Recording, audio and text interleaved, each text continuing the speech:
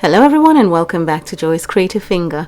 This weekend I built a rent-a-cottage. It's a group of cottages on a plot of land where you come through to the reception, you get a key, and then you drive through to your plot and then you stay there for a week or so.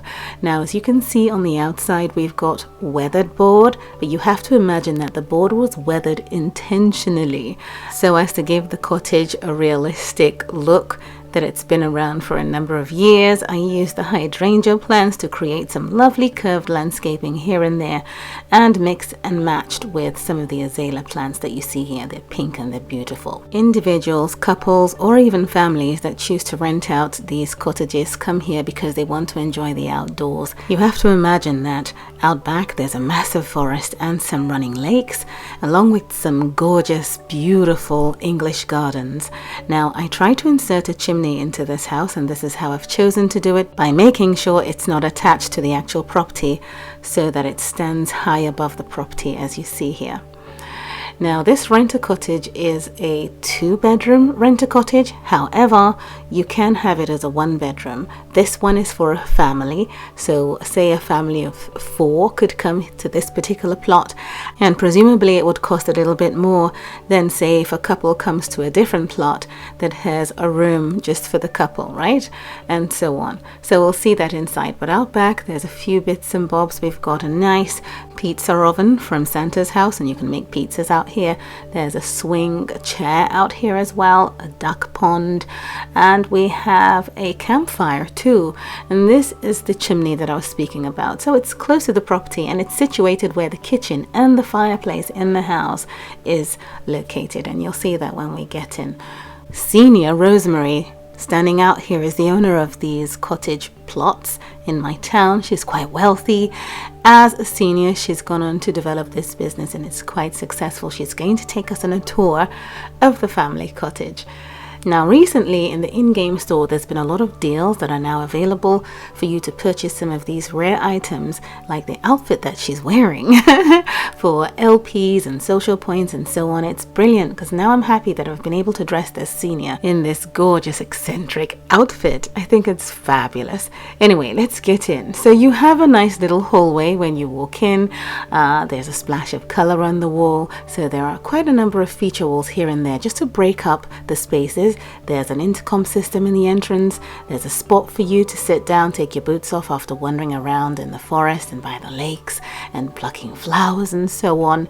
And then you can see what I've done with the inside of this house. There's this program on YouTube called Tiny Homes, and it's fantastic. You make use of the most tiniest spaces, and this is the dining area.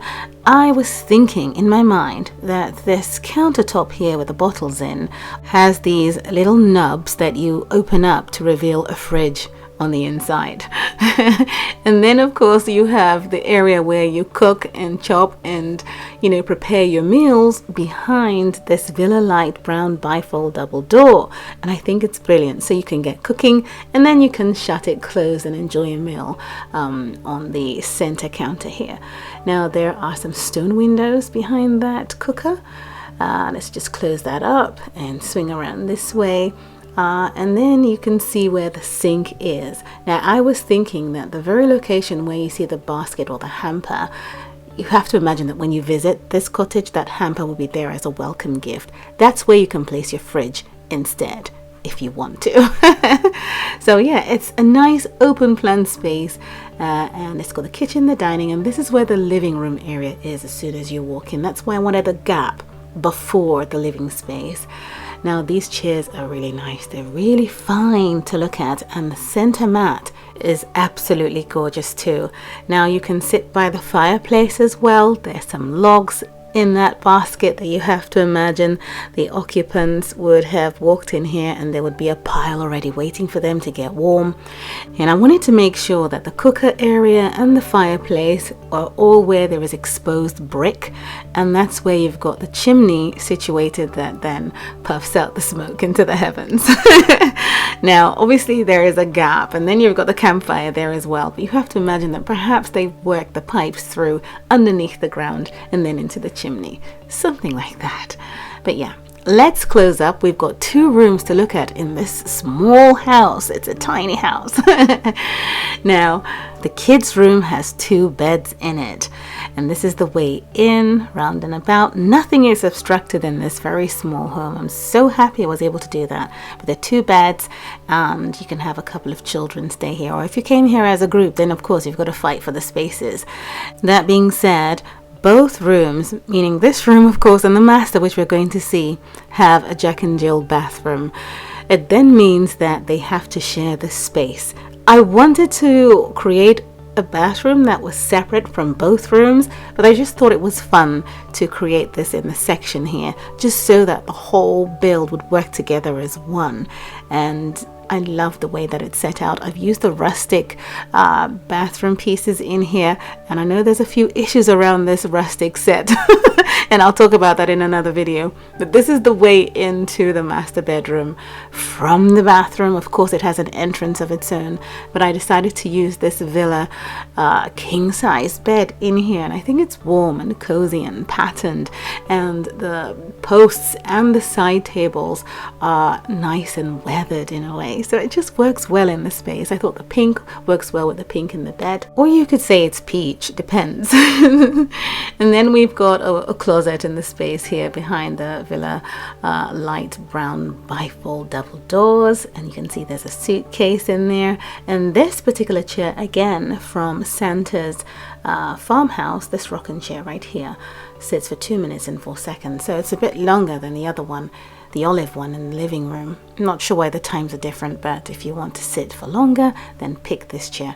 So there's an area here as well for your drawers and your personal belongings and so on, and it makes for a nice big master room in this cottage. So it's a small cottage, but all the spaces are accessible. There's nothing blocking the way or the path to anything else, and I just still see, in my opinion, that it's got that space, particularly because it's open plan in the living, dining and kitchen area.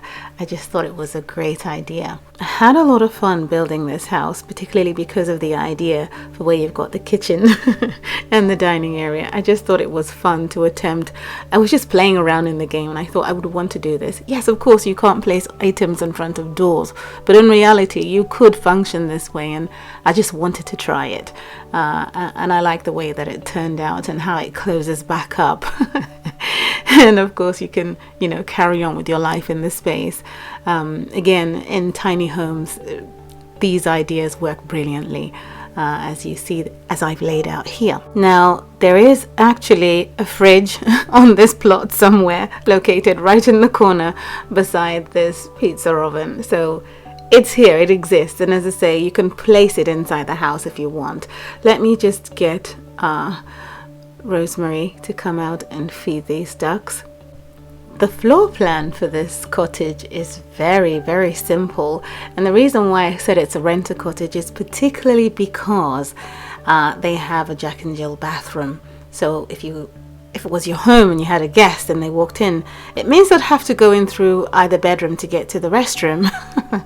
But in this case it isn't. You went away on holiday, and so you both share, the bathroom. Otherwise, if it's for a single person or a couple, then they'll just have the ensuite bathroom on the side next to the master, and the other space at the back would be a door leading out to a porch that then leads out to the back part of the house. How about that?